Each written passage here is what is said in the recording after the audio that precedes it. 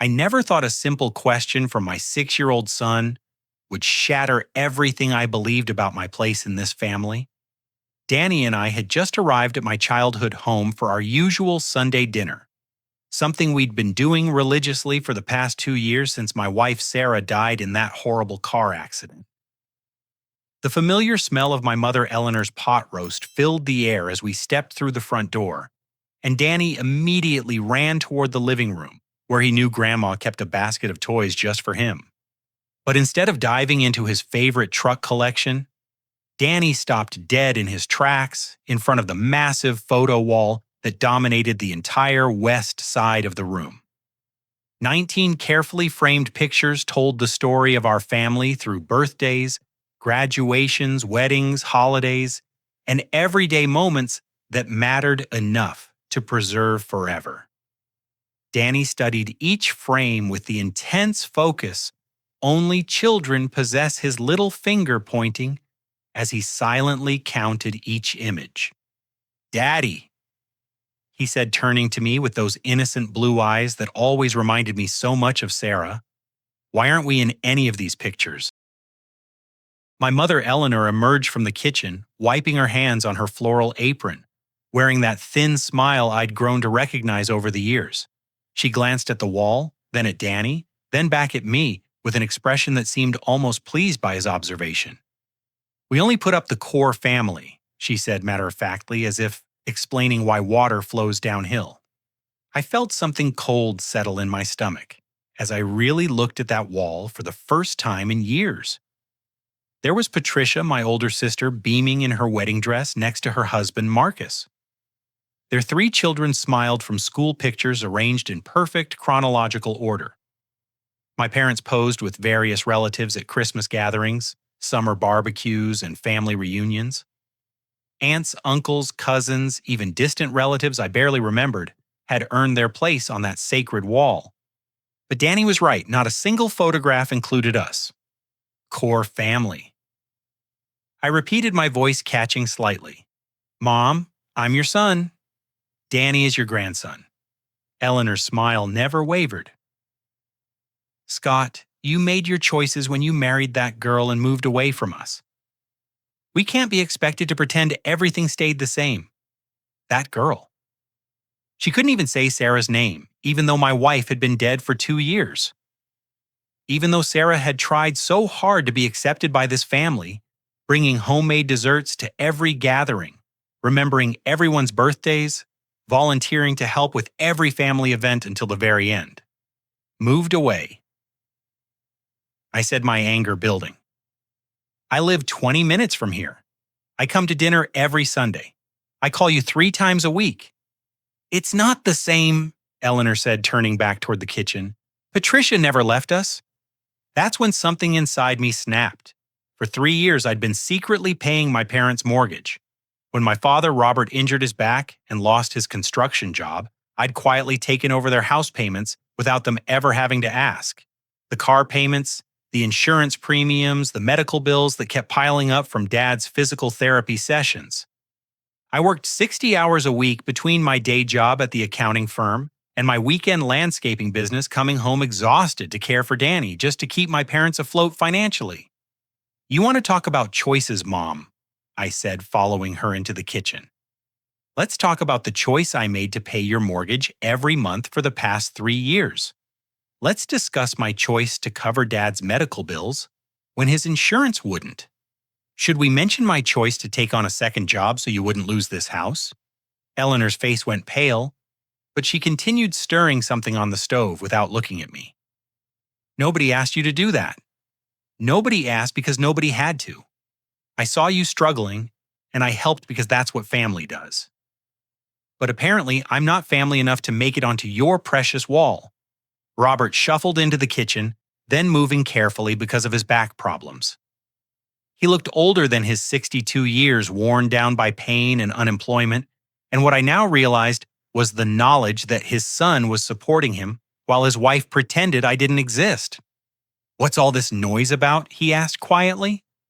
Before I could answer, my eyes landed on a thank you card propped against the toaster. The cover showed elegant script thanking someone for their generous gift. I picked it up already knowing what I'd find inside, but hoping I was wrong. The card was addressed to my parents from Patricia. Inside, her flowing handwriting expressed gratitude for the $10,000 gift that had made her kitchen renovation possible. She gushed about the new granite countertops and stainless steel appliances, about how the money had come at exactly the right time when their credit cards were maxed out. $10,000. The exact amount I transferred to my parents' account last month when Mom called crying about unexpected property taxes and emergency repairs. "This is where my money went," I said, holding up the card. "I've been killing myself working 2 jobs to keep you afloat, and you're giving my money away to Patricia for kitchen upgrades." Eleanor finally turned around, her face flushed with defensive anger. Patricia needed help. She has 3 children to think about. I have a child to think about too. Danny is your grandson, whether he's on your wall or not. "That's different," she snapped. "Patricia never abandoned this family." As if summoned by our raised voices, the front door opened and Patricia's family arrived for dinner. I heard her familiar laugh echoing from the entryway, followed by the excited squeals of my nephews and niece as they greeted their grandparents. Patricia swept into the kitchen wearing a designer dress I was apparently helping to pay for her arms, loaded with a store-bought dessert that probably cost more than I spent on groceries in a week. "There's my favorite brother," she said, though the warmth in her voice felt as artificial as the flowers on Mom's kitchen table. "How are you holding up, Scott?"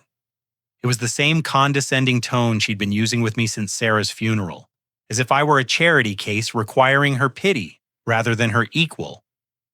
Patricia had always been Mom's favorite, the golden child who could do no wrong. But since I'd become a widower, her superiority complex had grown unbearable. "I'm holding up just fine," I said, waving the thank you card. "Especially considering I apparently funded your kitchen renovation." Patricia's smile faltered for just a moment before returning full force. "Oh, that. Mom and Dad were so generous. Marcus and I were really struggling with the credit cards, and they just stepped in like guardian angels. With my money, Patricia, I'm the one who's been paying their bills for 3 years." She had the audacity to laugh. "Scott, you're being dramatic. Mom and Dad can spend their money however they want. It's not their money, it's mine. I've been covering their mortgage, their car payments, their insurance, everything, and they took $10,000 of what I gave them and handed it to you." Patricia's husband Marcus appeared in the doorway, then a tall man with thinning hair and soft hands who worked in sales for a medical supply company. He'd never liked me, I suspected, because I'd gone to college while he'd barely graduated high school, though he made more money than I did and never let me forget it. "What's all the shouting about?" Marcus asked, sliding an arm around Patricia's waist. "Scott's upset because he thinks he has some claim over Mom and Dad's finances," Patricia said, her voice dripping with false concern. I think the stress of single parenthood might be getting to him. That did it. Stress of single parenthood. "Patricia, I've been carrying this entire family financially while working 2 jobs and raising my son alone. I think I have every right to be upset when my sacrifice gets handed over to you for cosmetic home improvements." Sacrifice. Patricia's mask finally slipped, revealing the contempt underneath. "You act like you're some kind of martyr, Scott. You chose to help Mom and Dad. Nobody forced you. You're right, I chose to help them. Just like I chose to stay close to family after Sarah died because I thought family mattered. But apparently I was wrong about what family means to you people." Marcus stepped forward, his jaw clenched. "Watch how you talk to my wife, Scott. Just because you're having a tough time doesn't mean you get to take it out on everyone else." A tough time. I couldn't believe what I was hearing. My wife died, Marcus. I lost the love of my life. And instead of getting support from my family, I've been supporting all of you while you treat me like I don't exist." Danny appeared in the kitchen doorway, then his little face scrunched with worry. He'd been playing quietly in the living room with his cousins, but our voices had carried throughout the house. "Daddy, why is everyone yelling?" he asked, moving to my side and taking my hand. Patricia knelt down to Danny's level, putting on her sweetest aunt voice.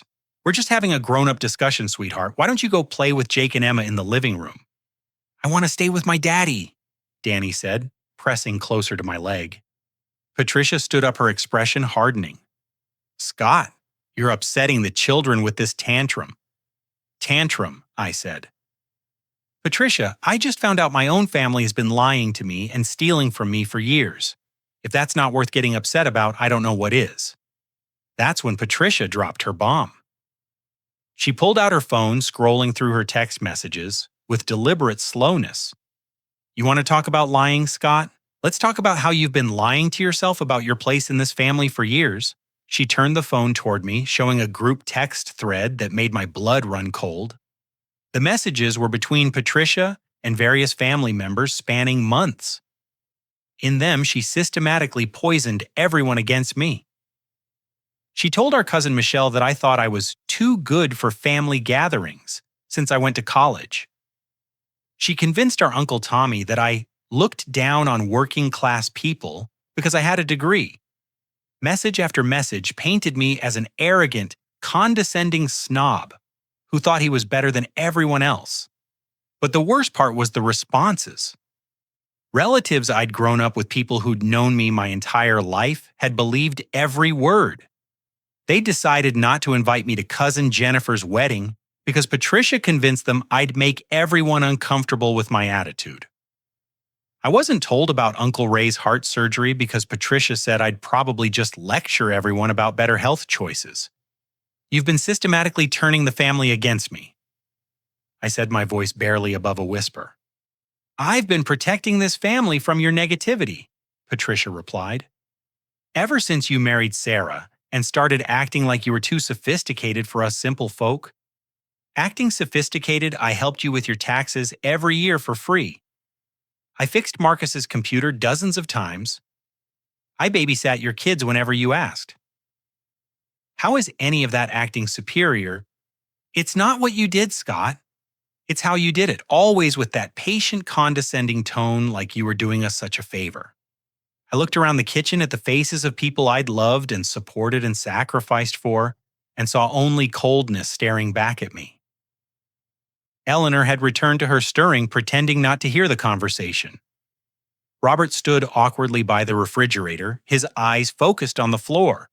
Marcus smirked like he was enjoying a show. And Danny squeezed my hand tighter, his 6-year-old mind trying to process why his family was being so mean to his daddy. The front door opened again, bringing the sound of familiar voices that made my heart sink even further. Uncle Tommy and Aunt Diane had arrived, bringing with them the warm energy they always reserved for family gatherings. I heard them greeting Patricia's children with enthusiasm, showering them with the kind of affection grandparents and great-aunts are famous for. But when they entered the kitchen and saw me, the temperature seemed to drop 20 degrees. Scott, Uncle Tommy said with a curt nod, the kind of greeting you'd give a stranger. There was no warmth, no smile, none of the bear hugs he'd given me throughout my childhood. Aunt Diane was even colder. She completely ignored me and Danny, focusing all her attention on Patricia and asking about the kitchen renovation she'd apparently heard about through the family grapevine. We're so happy you were finally able to get those new appliances, Diane said, admiring Patricia's description of granite countertops and subway tile backsplashes. You deserve something beautiful after all the struggling you've been doing. I watched this interaction with growing disbelief. Patricia struggling. She and Marcus both had good jobs, lived in a house twice the size of mine, took vacations every summer, and had 3 kids in expensive after-school activities. But somehow, in the family narrative, Patricia had crafted she was the one who needed help. It really has been a blessing, Patricia said, shooting me a meaningful look.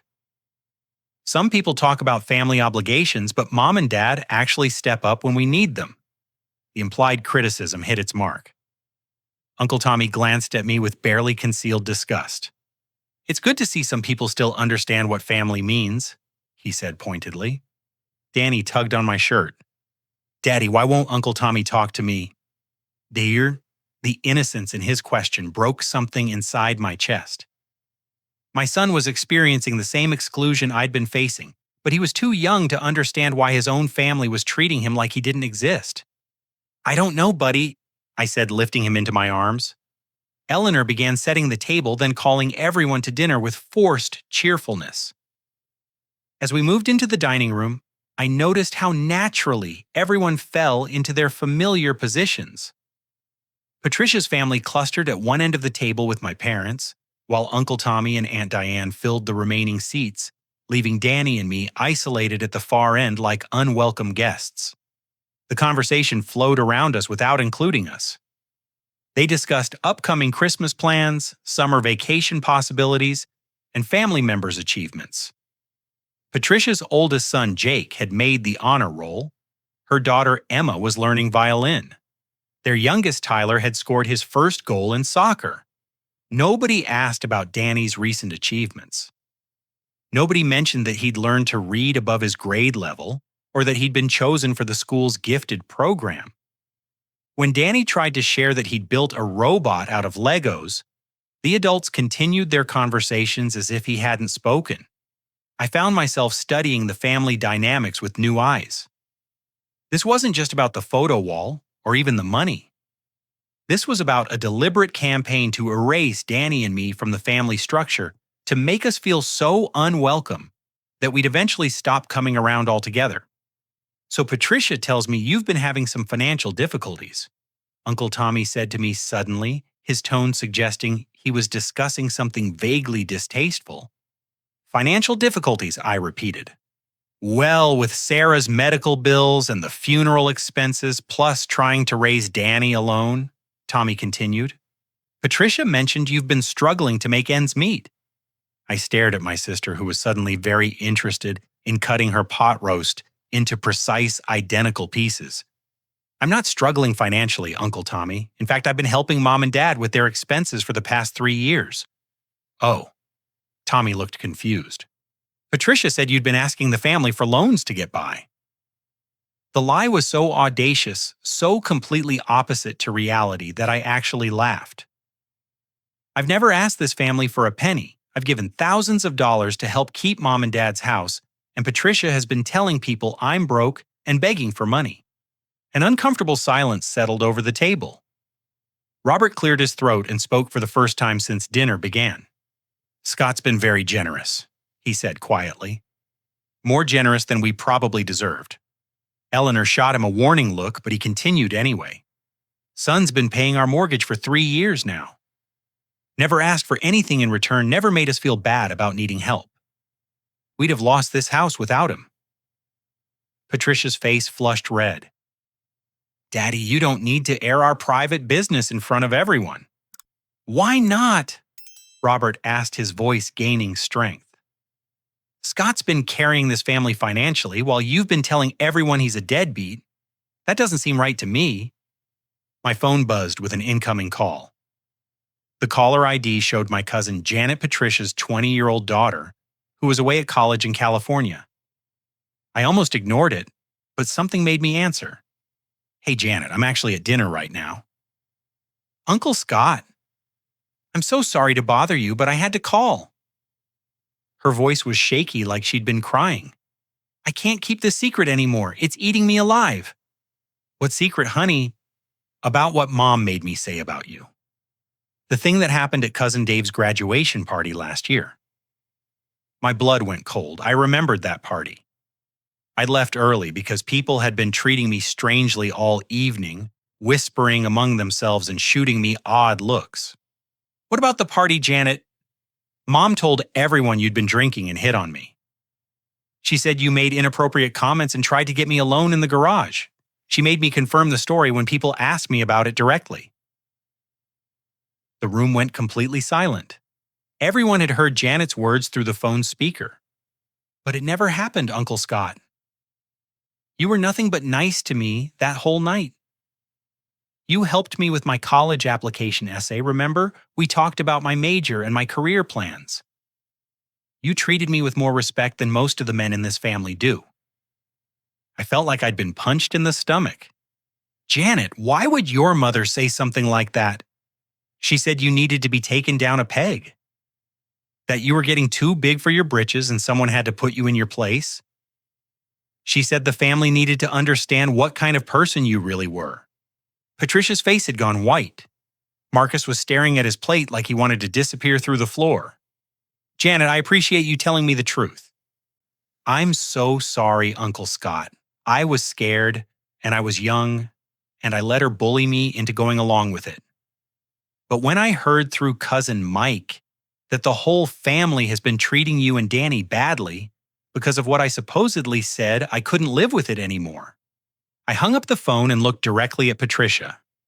You told our entire family that I sexually harassed your daughter. She opened her mouth, but no words came out. That's why everyone's been so cold to me. That's why I stopped getting invited to family events. You made them think I was some kind of predator. Uncle Tommy's face had gone ashen. Patricia, please tell me this isn't true. I was protecting my daughter, she whispered. From what? I demanded. What were you protecting her from? I've never been anything but respectful to Janet, to your family, to everyone in this family. You were getting too close to her. Teaching her things, filling her head with ideas about college and careers. I was being her uncle. I was supporting her education because that's what family does. Aunt Diane had tears in her eyes. Patricia, how could you lie about something so serious? I wasn't lying, Patricia said desperately. I was preventing something that could have happened. You destroyed my reputation over something you imagined might happen someday. I stood up from the table, Danny still in my arms. You convinced our entire family that I was a threat to your daughter because I helped her with her homework. Scott, sit down, Eleanor said sharply. Let's discuss this calmly. Calmly, I said. Mom, your daughter has been running a character assassination campaign against me for years. She's turned our relatives against me with lies. She's been stealing the money I give you to help this family. And she's made everyone believe I'm some kind of sexual predator. How exactly do you suggest I handle that calmly? Danny was getting overwhelmed by all the tension and raised voices, so I carried him upstairs to my old bedroom, where Eleanor kept a collection of toys specifically for Patricia's children. The room looked exactly like it had when I left for college, with my old posters still on the walls and my high school trophies gathering dust on the dresser. Danny settled into playing with the elaborate train set that must have cost several $100s, another expense I'd apparently funded without knowing it. I sat on the edge of my childhood bed trying to process everything that had just happened downstairs. That's when I noticed something odd. A corner of carpeting near my old closet had been pulled up and hastily replaced. The edges didn't quite line up properly, as if someone had been hiding something underneath. Curiosity got the better of me. I lifted the loose carpet section and found a wooden box I'd never seen before. Inside were stacks of papers and documents that made my stomach drop. Bank statements going back 3 years showed every deposit I'd made to my parents' account. But more importantly, they showed the withdrawals. $10,000 here for Patricia's kitchen, $5,000 there for Marcus's new truck down payment, $15,000 for Patricia's oldest son's private school tuition, $25,000 for the family vacation to Europe that I hadn't been invited on. But the bank statements were just the beginning. Underneath them, I found correspondence with a real estate lawyer about changing the deed to my childhood home. Eleanor had been working to remove me from any inheritance claims, ensuring that when she and Robert died, the house would pass directly to Patricia. The house I'd been paying the mortgage on for 3 years would never belong to me or Danny. There were printed emails between Eleanor and Patricia discussing their strategy for what they called managing the Scott situation. They wrote about me like I was a problem to be solved rather than a family member to be loved. Eleanor complained about having to put up with his visits while taking his money. Patricia suggested ways to make me feel unwelcome without being too obvious about it. One email made me physically sick to my stomach. It was from 6 months ago when Danny had asked Eleanor why he didn't have any pictures with Grandma and Grandpa like his cousins did. Eleanor had written to Patricia, "The little boy is starting to notice the difference in treatment. We need to be more careful about maintaining the separation without making it too obvious." We can't afford to lose Scott's financial support before we've secured the house deed. They'd been deliberately excluding my son from family photos and memories as part of a calculated plan to erase us from the family while continuing to take my money. But the worst discovery was at the bottom of the box. A life insurance policy with a $500,000 payout with Patricia listed as the sole beneficiary.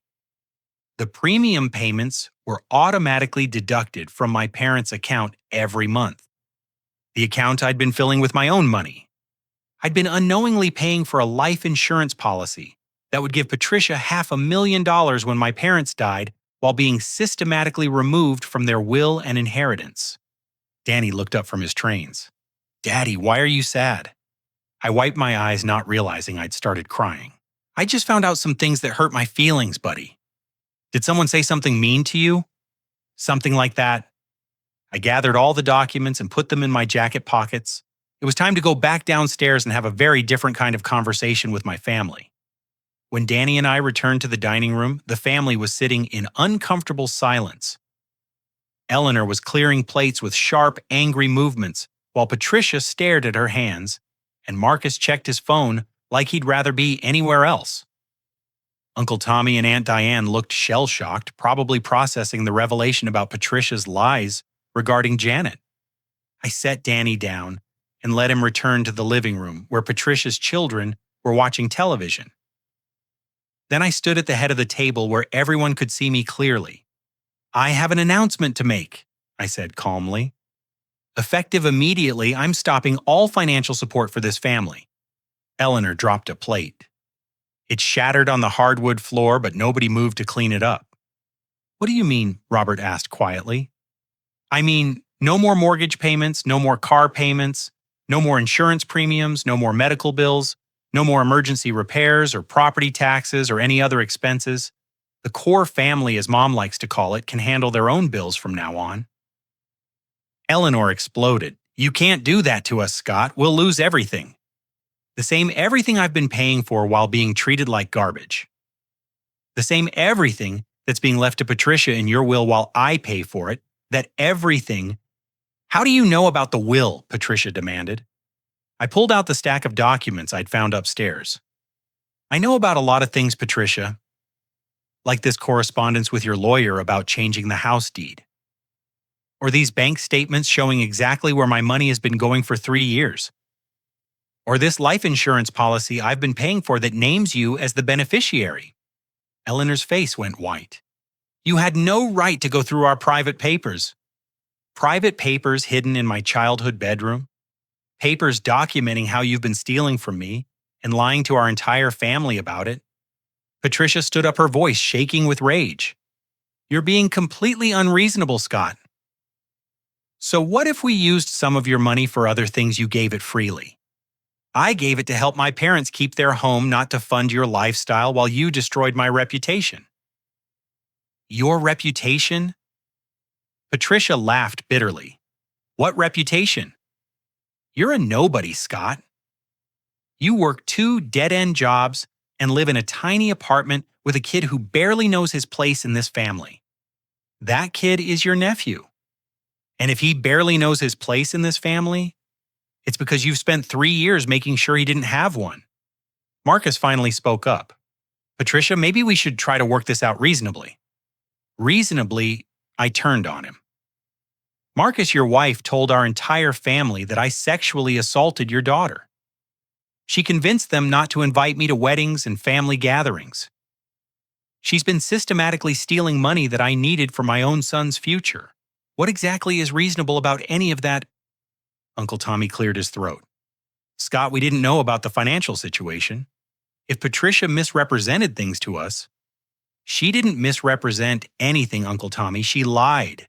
Deliberately and consistently for years. And you all believed her because it was easier than finding out the truth." I pulled out my phone and hit the recording app, then set it on the table where everyone could see it. "What are you doing?" Eleanor demanded. "I'm making sure there's no confusion about what happens next. I've been recording our conversation since I came back downstairs, and I want everyone's position to be crystal clear." Patricia's face flushed. You can't record us without our permission. Actually, I can. Maryland is a one-party consent state. As long as I'm part of the conversation, I can record it. And I think our family needs some clarity about who's been honest and who's been lying. I continued speaking directly to the phone. This is Scott Matthews, and I'm sitting with my family who have just learned that I've been financially supporting them for 3 years, while they systematically excluded me and my son from family events and photographs. I've also just discovered that they've been using my money for non-essential expenses while planning to exclude me from any inheritance of the property I've been paying to maintain. Stop this right now, Eleanor ordered. I'm also ending all financial support as of today because I've learned that my sister has been spreading lies about me to our extended family, including false accusations of sexual harassment in order to isolate me while continuing to benefit from my financial contributions. Marcus suddenly looked panicked. Scott, wait. Let's think about this. Maybe we can reach some kind of understanding. What kind of understanding, Marcus? Well, we've got some debt issues right now. Credit cards mainly. We were kind of counting on your parents' help to get through the next few months. You mean you were counting on my help to get through the next few months? However you want to put it. The point is, if you cut them off completely, it affects all of us. How is that my problem? Patricia jumped back into the conversation. It's your problem because we're family, Scott. You can't just abandon us because you're upset about some misunderstandings. Misunderstandings. I couldn't believe what I was hearing. Patricia, you accused me of sexual assault. You convinced our relatives that I was a predator. You stole tens of thousands of dollars from me. Those aren't misunderstandings. I was protecting my family. From what? From me helping Janet with her college applications? From me treating your children with kindness and respect? What exactly were you protecting them from? She had no answer. Robert finally spoke up, his voice heavy with shame. Son, we made mistakes, big mistakes. But cutting us off completely and we'll lose the house. You'll lose the house I've been paying for while you plan to give it to Patricia. We can change that. We can fix the will, put you back in it. Can you fix the 3 years of lies Patricia told about me? Can you fix the family events I missed because she convinced everyone I was dangerous? Can you fix the way you've treated Danny like he doesn't exist? The room fell silent. That's when the house phone rang. Eleanor moved to answer it, but I could hear the conversation from where I sat. Mrs. Matthews, this is Jennifer from First National Bank regarding your mortgage payment. We show that your automatic transfer was declined this month, and we need to discuss bringing your account current. Eleanor's face went pale. She whispered something into the phone about calling back tomorrow, then hung up quickly. They'll start foreclosure proceedings in 60 days if we miss another payment, she said to Robert. Patricia's composure finally cracked completely. Scott, please. I'm sorry about the things I said. I was wrong. But we need your help. Marcus lost his biggest client last month and we're behind on everything. If Mom and Dad lose their house, we'll have to take them in and we can't afford that. So this is about money after all. It's about family. No, Patricia. Family is about love and respect and honesty. What you've been doing is about money. I stood up and called for Danny. It was time to leave. Where are you going? Eleanor demanded. Home. To think about what kind of relationship, if any, I want to have with people who've treated me this way. Scott, you can't just walk away from your family. Watch me. 3 days later, I returned to my parents' house with a folder full of documents and a very different attitude. I'd spent those days consulting with a lawyer, gathering evidence, and making some decisions about how I wanted to handle the situation. Danny stayed with my neighbor, Mrs. Rodriguez, a wonderful elderly woman who'd been helping with childcare since Sarah died. I needed to have this conversation without him present. I found the whole family assembled in the living room like they'd been waiting for me.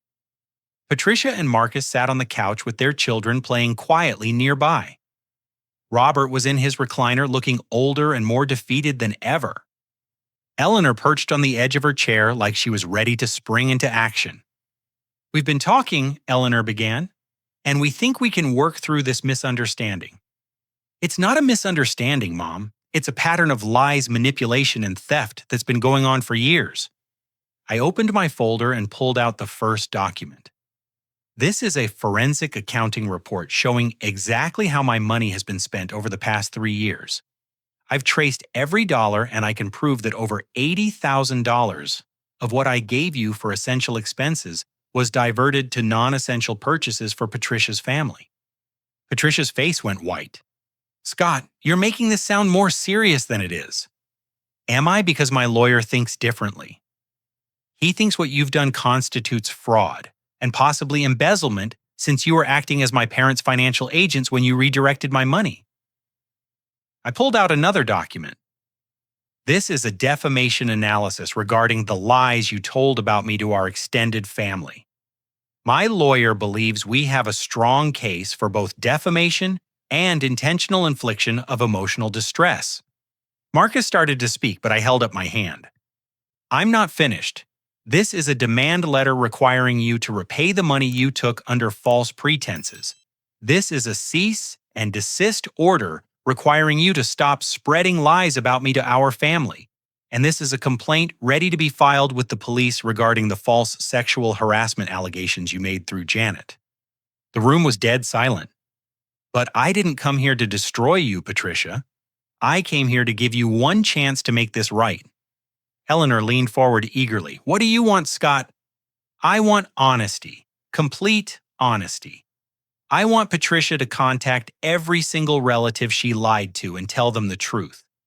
I want public acknowledgement that she made false accusations against me. I want Danny and me included in all family events and photographs from now on, with no exceptions. Done, Patricia said quickly. I'm not finished. I want the deed to this house returned to its original form, including me in any inheritance. I want my name added to the life insurance policy I've been paying for. And I want all of you to attend family therapy to work on the dysfunction that allowed this situation to develop. Robert nodded slowly. That seems fair, son. If you refuse any of these terms, I'll pursue legal action for everything you've stolen from me, plus damages for defamation. I'll also go completely no contact with all of you permanently. Eleanor's mask finally slipped. You're being vindictive, Scott. We're your family. Vindictive? I'm being generous. I could have had Patricia arrested for fraud. I could have sued you for the money you stole. Instead, I'm giving you a chance to repair the damage you've done. Patricia looked like she was going to be sick. The extended family. If I tell them I lied about you, then they'll know you're a liar. That's the consequence of lying, Patricia. But they'll think less of me. They should think less of you. You accused your own brother of sexual assault to manipulate your family relationships. That's not a small mistake or a misunderstanding. That's a serious character flaw. I pulled out my phone and scrolled to a text message thread. I've already started reaching out to our relatives myself. Cousin Jennifer called me yesterday to apologize for excluding me from her wedding. She said once she heard the truth from Janet, everything made sense. Uncle Ray wants to apologize for not telling me about his surgery. Eleanor's eyes filled with tears. Scott, we never meant for things to go this far. Yes, you did, Mom. You meant for them to go exactly this far. You wanted my money without having to treat me with respect.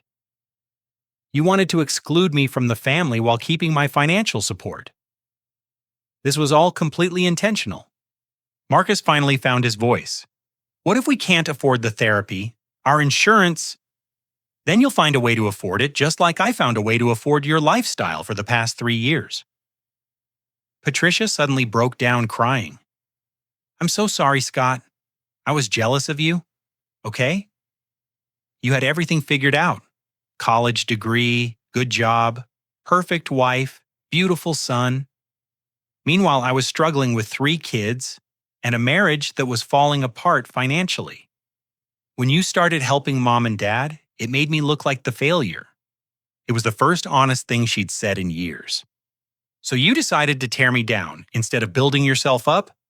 I thought if I could make everyone see that you weren't perfect, if I could find flaws in you, Then I wouldn't look so bad by comparison. But it got out of control. The lies just kept growing. Robert struggled to his feet from his recliner. Son, I owe you an apology too. I knew what your mother and Patricia were doing, and I should have stopped it. I was ashamed that my boy had to support me, and I let that shame make me weak. He walked over to where I stood and put his hand on my shoulder. You saved our home, and we repaid you by trying to take away your place in the family. That's not the man I raised you to be, and it's sure not the man I should have been. Eleanor was crying now too, but her tears felt different from Patricia's. Where Patricia's breakdown seemed calculated for maximum emotional impact, Eleanor's felt genuine. I was so angry when you left for college, she whispered. Not at you, but at myself. I felt like I'd failed as a mother because my son needed to go away to become successful. When Patricia stayed close and needed my help constantly, it made me feel important again. Mom, I didn't leave because you failed. I left because I wanted to build something and then come back to share it with my family. But when you came back with Sarah, everything was different. You were different, more confident, more independent. You didn't need me anymore. I never stopped needing my family, Mom. I just needed them to treat me like an equal instead of a child. The house phone rang again, breaking the emotional tension. This time it was the bank calling about the overdue mortgage payment. Eleanor looked at me desperately. Scott, we have until Friday to bring the payment current or they start foreclosure proceedings.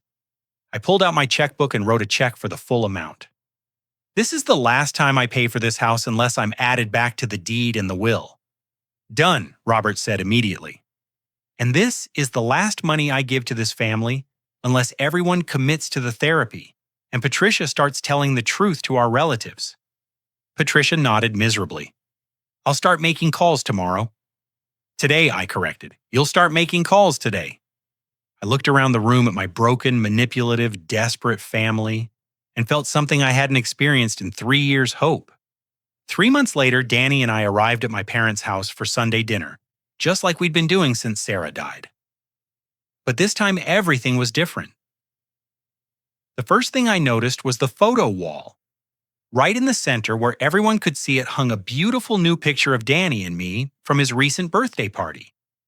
We were surrounded by family members who were genuinely smiling, genuinely happy to be included in our celebration. Next to it was a photo from last week's family barbecue showing all 4 generations gathered around the picnic table in my parents' backyard. Danny sat proudly on Robert's lap while my father pointed out something interesting in the distance. It was the kind of natural, unposed family moment I'd thought we'd never have. Look, Daddy, Danny said, pointing to the wall with excitement. There's our picture with everyone. Eleanor emerged from the kitchen, moving more slowly than she used to, but with genuine warmth in her eyes when she saw us. There's my favorite grandson, she said, opening her arms for Danny's enthusiastic hug. Over the past 3 months, the family therapy sessions had been brutal but necessary. Dr. Martinez, our counselor, had forced everyone to confront the toxic dynamics that had developed over years of poor communication and misplaced priorities. Patricia had been the hardest case. Making those phone calls to confess her lies had been humiliating but necessary. Most of our relatives had been understanding once they heard the full story. A few had been angry at being manipulated for so long. Uncle Tommy had actually thanked me for opening his eyes to how easily he'd been influenced by gossip. Eleanor had struggled with giving up control and accepting that her adult children were equals rather than extensions of herself. But she'd made real progress, and her relationship with Danny had blossomed once she stopped seeing him as competition for Patricia's children. Robert had surprised everyone by being the most receptive to change. The shame and guilt he'd carried about needing financial help had made him passive in family conflicts, but therapy had helped him find his voice again. Scott, can you help me in the kitchen for a minute? Eleanor asked. I followed her, expecting to help with dinner preparations, but instead she led me to the kitchen table where several official-looking documents were spread out. The new deed papers came through yesterday, she said. The house is now in your father's, and my name's with equal inheritance rights for you and Patricia." She handed me another document. "And this is the updated will. Everything's split fairly now, including the life insurance policy." "Thank you, Mom." "No, thank you for not giving up on us, for fighting for your place in this family instead of just walking away." Patricia appeared in the doorway, then looking nervous but determined. Over the past 3 months, she'd lost weight and gained some humility. The therapy had forced her to confront the jealousy and insecurity that had driven her destructive behavior. "Scott, I wanted to show you something," she said, pulling out her phone. "I finally posted that public apology on Facebook like Dr. Martinez suggested." She showed me a lengthy post where she took full responsibility for spreading lies about me and asked our extended family to welcome Danny and me back into the fold. The comments were overwhelmingly supportive, with relatives expressing shock at what she'd done and relief that the truth was finally out. "Cousin Jennifer wants to know if you'll bring Danny to little Michael's baptism next month," Patricia said. "She specifically asked for your address to send you an invitation. It was a small thing, but it meant everything. To be invited to be wanted to have my son included in family celebrations." Marcus joined us in the kitchen carrying their youngest son, Tyler. Our relationship had improved dramatically once the financial pressure was removed and the truth came out. He'd confessed that he'd known about Patricia's lies, but had been too financially dependent on my parents to speak up. "Scott, I wanted you to know I got that promotion at work," he said. "We should be able to pay you back for the kitchen renovation by Christmas. You don't have to do that all at once, Marcus. Work out a payment plan that doesn't strain your budget." "I appreciate that, but we want to make it right. Patricia and I both got second jobs to speed up the repayment." It was satisfying to see them taking responsibility for their actions, but more importantly, it felt like we were finally functioning as a real family. Danny bounded into the kitchen with his 3 cousins trailing behind him. The transformation in those relationships had been remarkable. Once Patricia stopped poisoning her children against Danny, they'd quickly bonded as cousins should. Now they played together naturally, without the artificial barriers that had separated them before. "Uncle Scott, will you help us build a fort in the backyard after dinner?" Jake asked. He was Patricia's oldest, and his acceptance had meant a lot to Danny. "Of course, buddy. We'll make it the best fort anyone's ever seen." As we all gathered around the dinner table, I looked at my family with new eyes. They weren't perfect people. They'd made terrible mistakes and hurt me deeply, but they'd also done the hard work of acknowledging their failures and making changes. Eleanor let us embrace something we'd started doing in therapy, to encourage gratitude and reflection. When she thanked God for bringing our family back together, her voice broke with emotion. During dinner, Robert asked Danny about school, and Danny launched into an excited description of a science project about solar systems. Everyone listened attentively, asking questions and showing genuine interest in a 6-year-old's enthusiasm for astronomy. "Maybe we can visit the planetarium together next weekend," Robert suggested. "Make it a family trip." "Can we, Daddy?" Danny asked, his eyes lighting up. "Absolutely, buddy." After dinner as promised, I helped the kids build an elaborate blanket fort in the backyard. Watching them play together, listening to their laughter, feeling included in something as simple as childhood imagination, I realized how much I'd missed during those years of exclusion. Patricia sat on the back steps watching us, tears in her eyes. "I almost destroyed this," she said when I sat down beside her. "I almost destroyed my brother and nephew because I was too insecure to deal with my own problems." "But you didn't destroy it," I said. "You recognized the problem and you fixed it. That takes courage. Dr. Martinez says I have to forgive myself before I can fully repair the damage I caused." "Dr. Martinez is right. You made mistakes, but you're not the same person who made them. None of us are." As the sun set over my childhood backyard, watching my son play with his cousins, while being surrounded by family who genuinely wanted us there, I felt something I hadn't experienced since Sarah died: complete peace.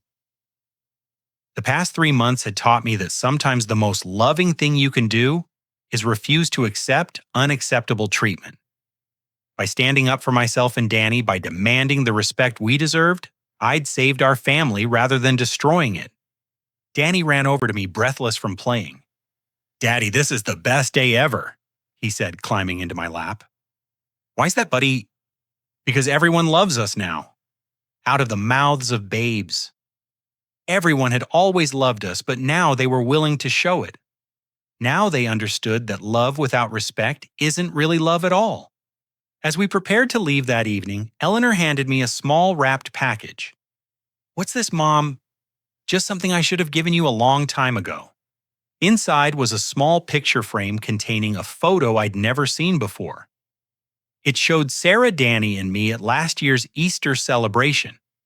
Sarah was laughing at something Danny had said. I was looking at her with obvious adoration, and Danny was grinning at the camera with chocolate smudged on his face. I took this picture but never printed it because I was being foolish. "But you should have it. Sarah was part of this family, and she should be remembered." I hugged my mother tighter than I had in years. "Thank you, Mom, for everything." Driving home that night with Danny asleep in his car seat and that precious photo of Sarah on my dashboard, I reflected on the lessons I'd learned. Family isn't about blood or obligation or unconditional tolerance of bad behavior. It's about mutual respect, honest communication, and the willingness to fight for what's right, even when it's difficult. I'd almost lost my family by trying too hard to keep them. But by being willing to walk away from unacceptable treatment, I'd gained something much more valuable: a family that actually wanted me in it. Some people might say I should have forgiven and forgotten without demanding changes. But forgiveness without accountability isn't healing, it's enabling. True forgiveness can only happen after truth and justice. And sometimes you have to create your own justice by refusing to accept less than you deserve. Danny stirred in his sleep and mumbled something about the fort we'd built. Tomorrow he'd wake up knowing he was valued and wanted by his extended family.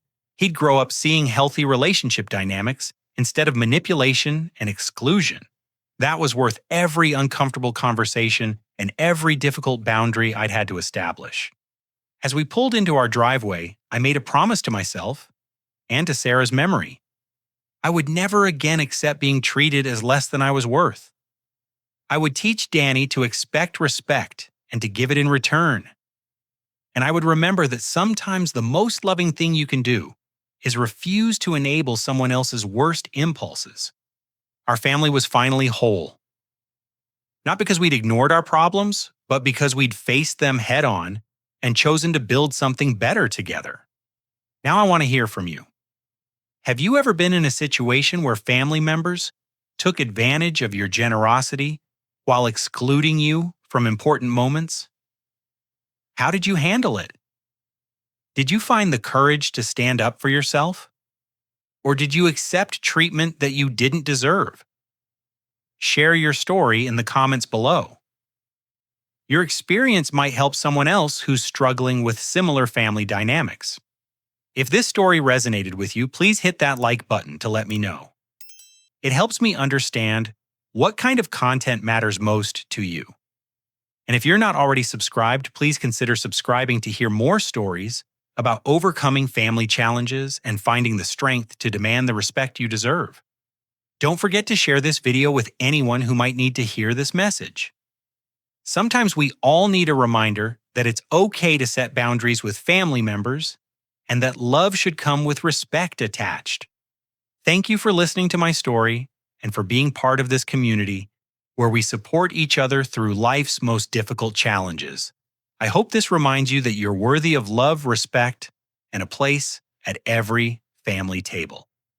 Take care of yourselves and remember that sometimes the strongest thing you can do is simply refuse to accept unacceptable treatment.